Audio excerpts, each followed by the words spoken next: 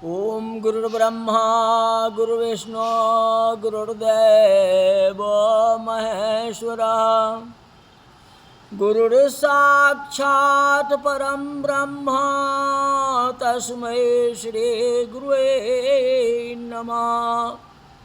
कथा चल रही थी शिव पुराण में। शिव जी का वर्णन किया गया, माता पार्वती के अनेक रूप का वर्णन किया गया। समय समय पर कुछ विशेष महीने आ जाते हैं जिसका महात्म कहना पड़ता है।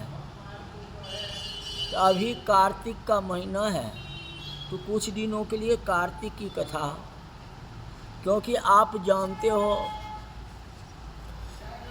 कार्तिक माघ चैत चितलाई और नित्य दिन कथा कहीं सुखदाई।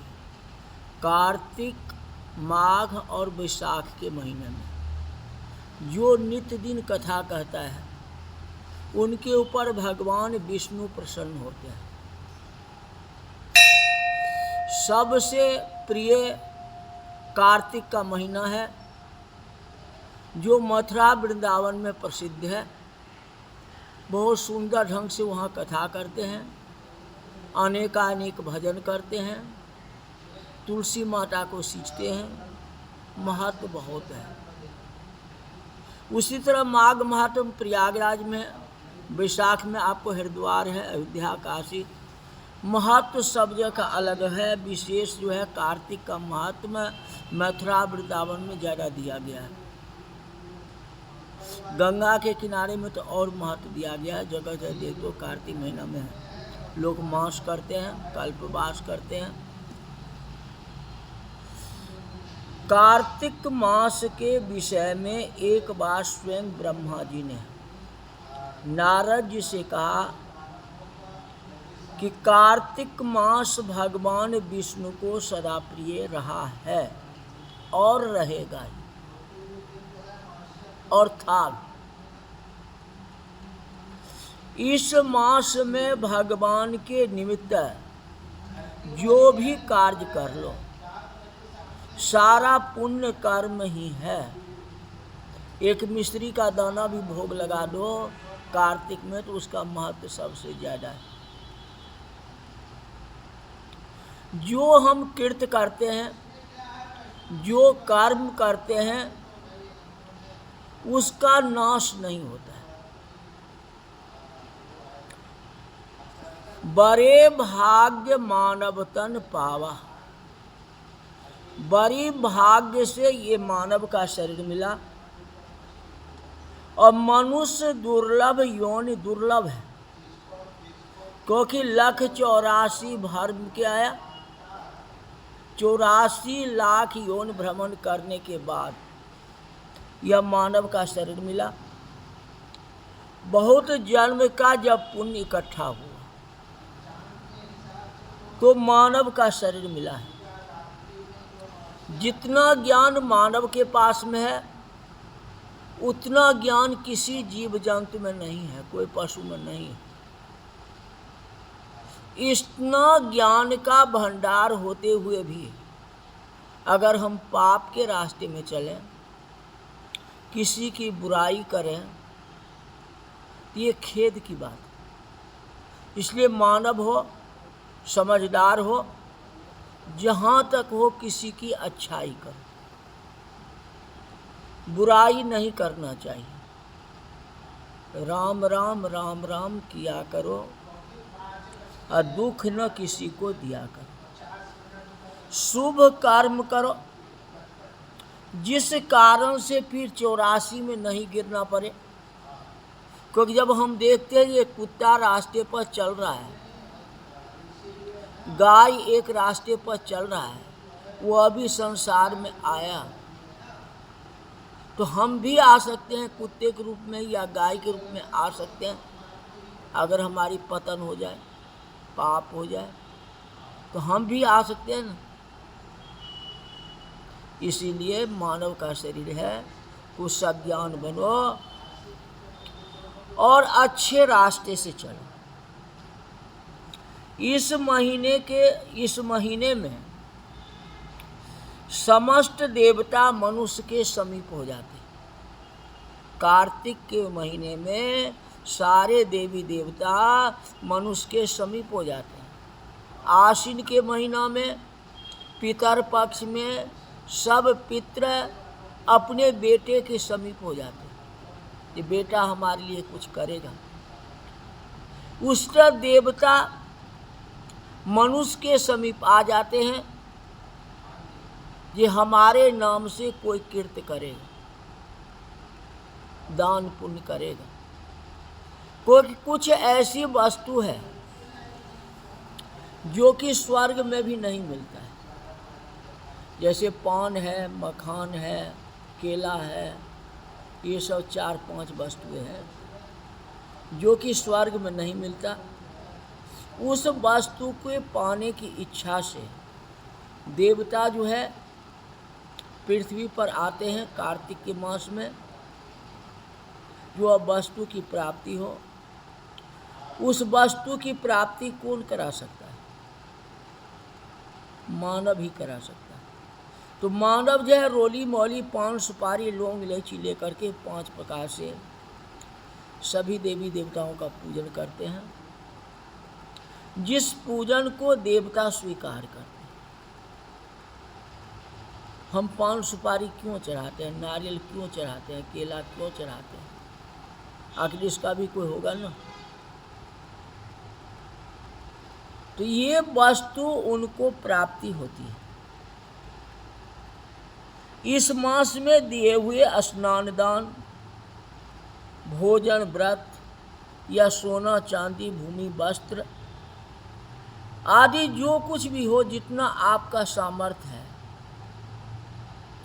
उनके अनुसार जो भी दान करते हैं देवता विधि पूर्वक ग्रहण कर लेते हैं। भगवान के उद्देश्य से मनुष्य जो भी कार्तिक मास में दान देता है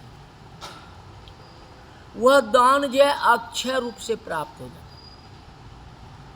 है, जिस वस्तु का क्षय न हो, अक्षय।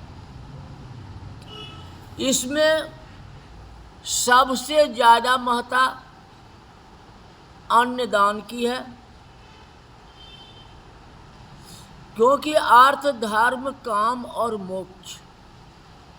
अर्थ मतलब व्यापार, व्यापार के द्वारा जो वस्तु प्राप्ति हो, खेती के द्वारा जो प्राप्ति हो, उस वस्तु को दान करना, वह वस्तु जो है अन्न है। अन्न के बाद ही कुछ होता है, कोई रासायनिक पदार्थ है या कोई भौतिक पदार्थ है, अन्न के बाद ही होता है। हम रोटी खाएंगे तब तो काम करेंगे, और रोटी नहीं खाएंगे तो काम कैसे होगा? और काम करेंगे तो विशेष तो है, कोई वस्तु जो है बन सकता है, जैसे फैक्ट्री है, उद्योग है या कुछ भी है, उसमें नई नई आभूषण आप तैयार करते हो, नई नई चीज़, नई नई वस्तु, फिर उनको दान करते हो। ये सब क्या है? बेस तो अन्न ही है। अगर अन्न नहीं खाएंगे तो हम फैक्ट्री कैसे चला सकते हैं, दुकान कैसे चला सकते हैं, किसी के भोजन वस्त्र और आवास की व्यवस्था कैसे कर सकते हैं? तो वह करने के लिए सबसे पहले तो अर्थ चाहिए। अर्थ में जो है अन्न ही है सबसे पहला नंबर। अन्न दान का महत्व अधिक है, को इससे पापों का सर्वथा नाश हो जाता है।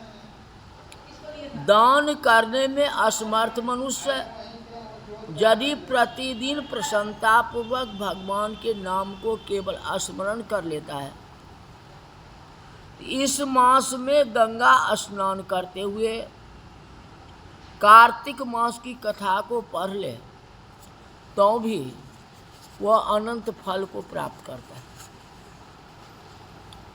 पुण्य का भागी बनता है। इस महीने में भगवान की प्रसन्नता के लिए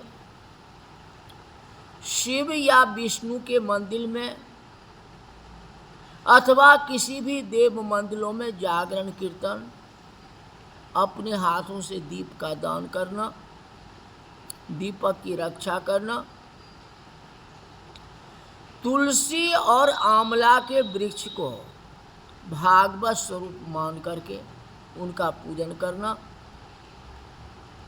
इससे भगवान का सारूप्य और मोक्षप्रद प्राप्त हो जाता है। कार्तिक मास में भूमि पर सोने से सभी प्रकार के पाप युगों युगों के लिए नष्ट हो जाता है,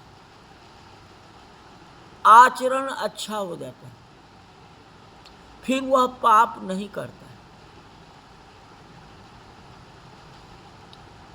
अरुणोदय काल में जागरण करके गंगा में अथवा किसी भी जलाशय में गंगा को भगवान स्वरूप क्षीर सागर मान करके स्नान करने से करोड़ों जन्म की पाप धो डालता है। कहते गोविंद गोविंद हरे मुरारी, गोविंद गोविंद मुकुंद कृष्ण, गोविंद गोविंद रथांग पाने, गोविंद दामो दरमाधव। इस प्रकार से संपूर्ण कार्तिक मास में प्रतिदिन भगवान का कीर्तन गायन करें। जो मनुष्य कार्तिक में प्रतिदिन गीता जी का पाठ करता है उनके समान कोई पुण्य है ही नहीं। 7 समुद्र तक का पृथ्वी को दान करके जो फल प्राप्त होता है वह कार्तिक मास में स्नान और दान का है। क्योंकि इस संसार में अन्न का आधार ही तो जीवन है, अन्न नहीं है तो जीवन नहीं। अतः कार्तिक मास में अन्न दान को सर्वश्रेष्ठ माना गया। जितना हो अन्न का दान करो। लोकाचार कथा में कहते दूध दही या जो वस्तु हो पथवारी के ऊपर अर्पण करें और गोविंद का ध्यान करें। इस तरह से आज की कथा हो गई।